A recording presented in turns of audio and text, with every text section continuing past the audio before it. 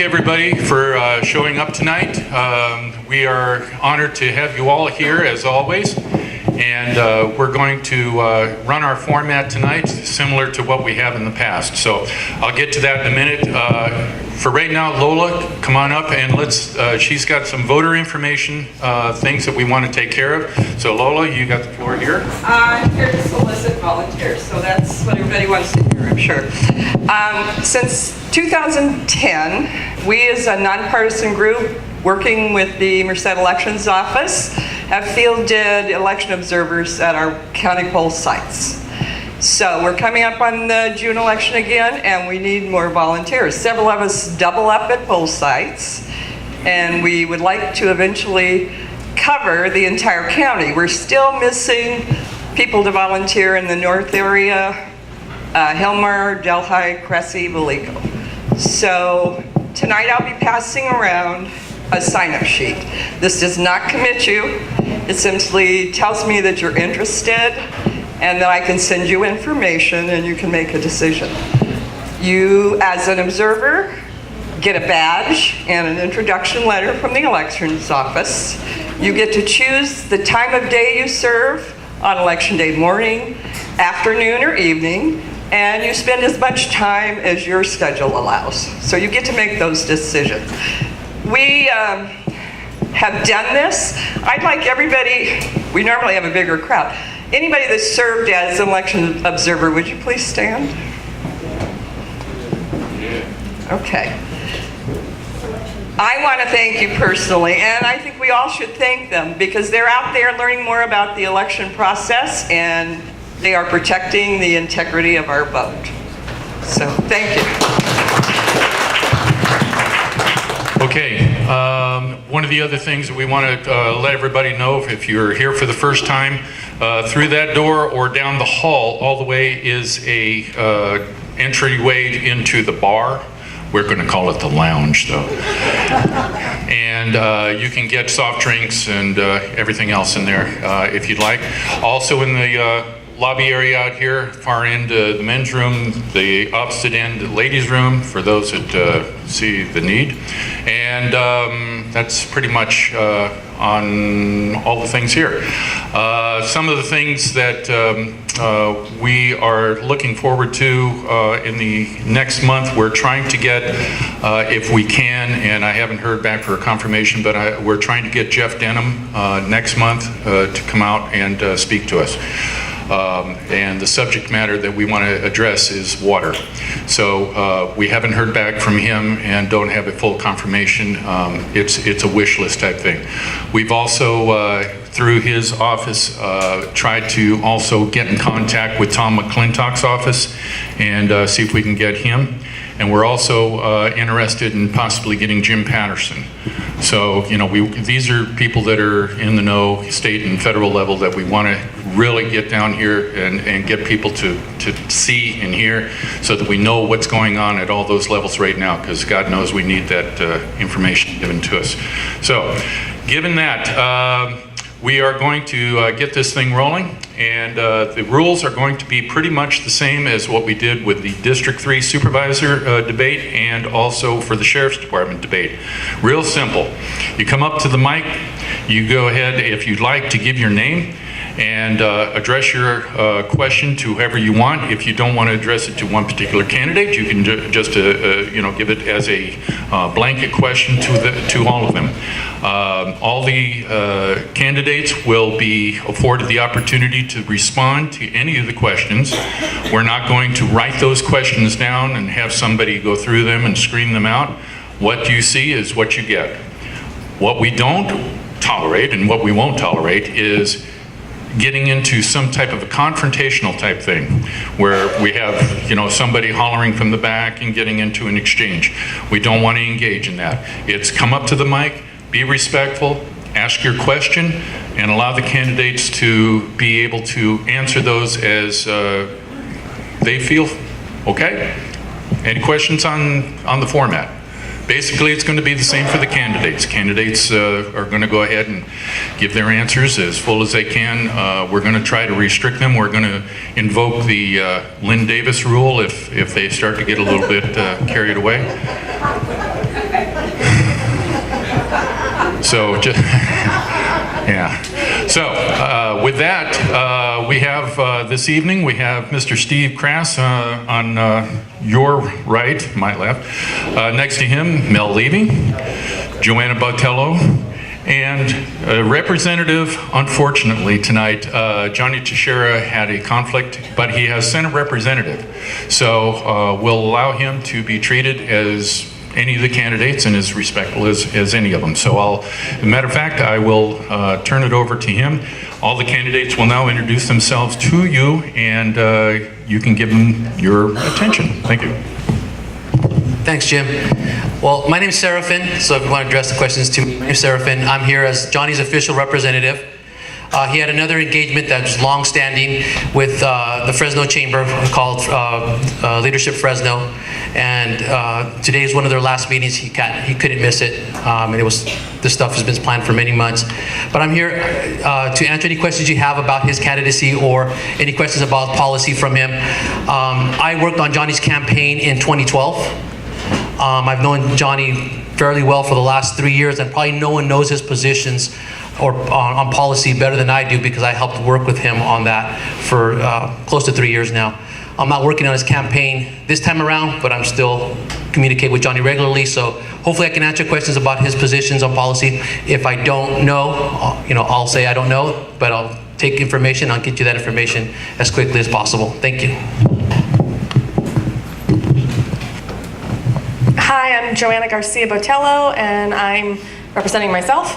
I'm running for Congress in the 16th District. I live in Chowchilla. I've got 40 acres of almonds with my husband there, and we have a water well drilling company now out of necessity, and I just actually got to have lunch on one of my son's picnic style in Winton. He's drilling out there, so on my way here it worked out well. I'm happy to answer any questions that you guys have. Just briefly, I've got an ag business degree from Fresno State and a Juris Doctorate from San Joaquin College of Law. And I'm just kind of fed up with all these government incumbents that are representing us and filling their pockets. So I decided to join this race back in October. So I thank you for letting me speak to you. All right, good evening. My name is Mel Levy. I'll stand in front of Congressman Costa's chair tonight. I'm running because I think we can do better here, and I think the Valley can be a lot better. Real quick, a little bit about myself. I was born and raised in Merced and grew up there. After high school, I attended the United States Military Academy at West Point, and following that, I was commissioned in the Army. So for the last nearly 7 years, I've been an Army officer, and I've learned a lot about leadership and a lot about solving hard problems. I did 2 deployments in Iraq, and then last year I was in Afghanistan for most of the year, and I've seen what good leadership can do. And coming back home here last October and November when I was getting out of the Army, I've also seen what bad leadership can do, right? Or no leadership. And I think that's what we have here in the Valley right now is we have a lack of leadership. We have it at the congressional level and Congressman Jim Costa. We have it at other levels as well. But for me, running for Congress is an opportunity to help right some of those wrongs and help get us moving forward a little bit. We need some new blood. We need some new ideas. And we need folks who are willing to carry the ball forward a little bit. Right, and put something ahead of themselves. And so that's what I hope to do tonight. Thank you.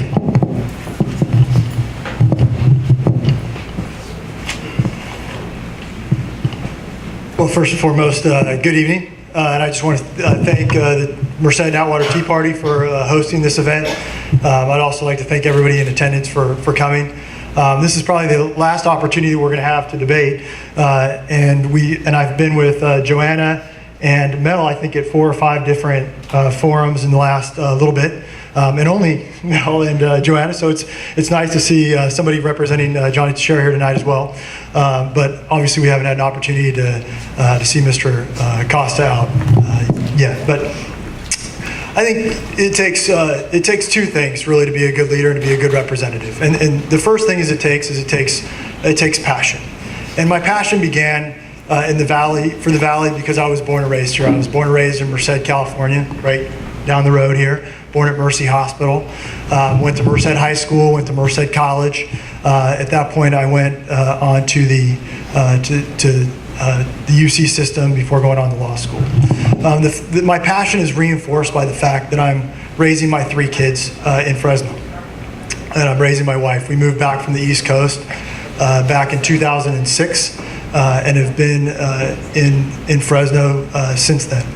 It also takes experience to be a good leader, and I have the breadth and range of experience to be a good representative.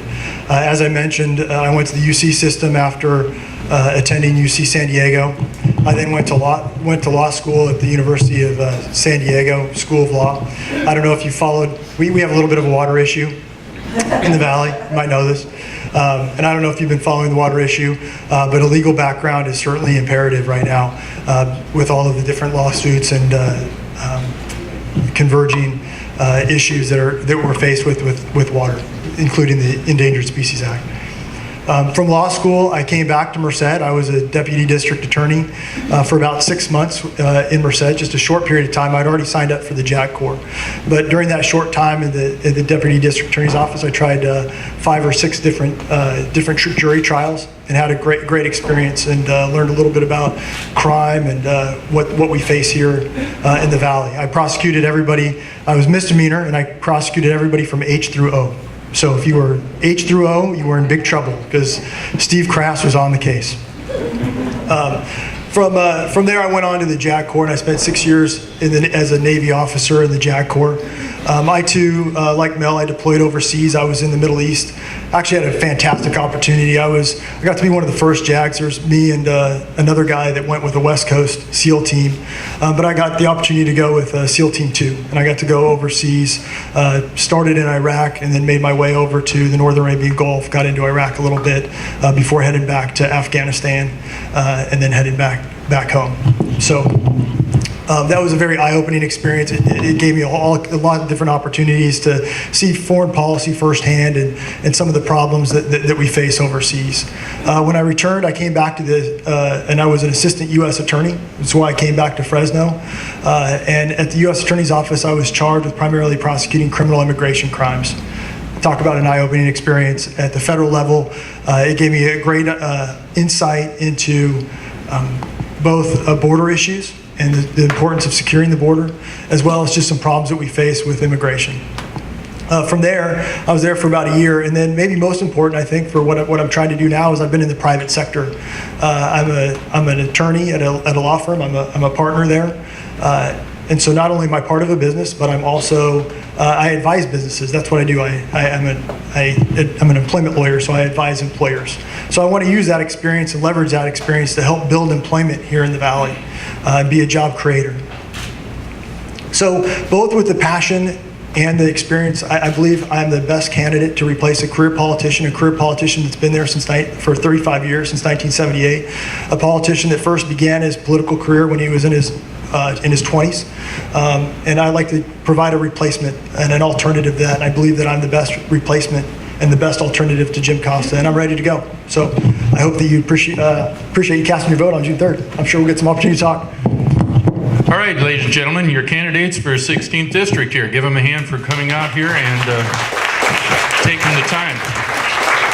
You know, to run a campaign, it's a big deal, and they need money, they need, lots of things, to make it all happen to them, so we'll do that. So with that, you got your questions in your head? You ready to go?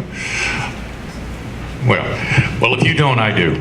I don't know how many of you are following me real close, but the VA system and what has happened in the way of our heroes that have come back from foreign wars and what have you, and this whole scandal, another scandal, can you imagine that? And this whole thing about Cook and the appointment books all across the country. Today there was a hearing, a Senate hearing, and had Eric Shinzeki in front of the senators to answer for that.